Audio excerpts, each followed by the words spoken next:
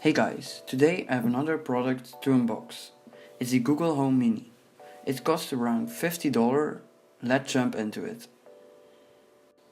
The Google Home Mini comes in 4 colors: coral, black, white and aqua. If you open the box, you first see a Google Home Mini and there is also a cable. On the bottom there is an orange anti-slip layer. There are 2 volume buttons and there is also a mute switch on the back side.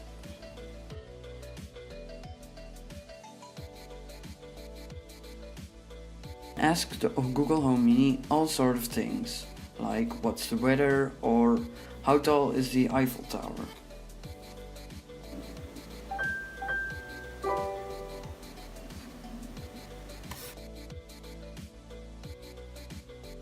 If you have smart light bulbs, you can turn them off and on with the Google Home.